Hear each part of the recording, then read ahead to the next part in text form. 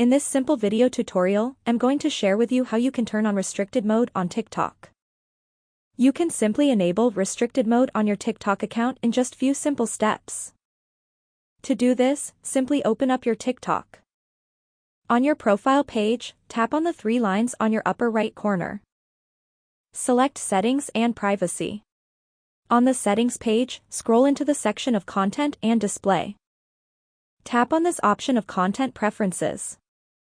On this page, select the second option of Restricted Mode. Press Turn On. Set a passcode and restricted mode will get turned on successfully.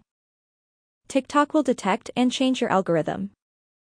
Inappropriate videos won't appear on your TikTok feed. That's how easy it is to turn on restricted mode on TikTok. If you have any questions, just let me know in the comments section down below. Please don't forget to leave a like, share and subscribe for more video tutorials like this one.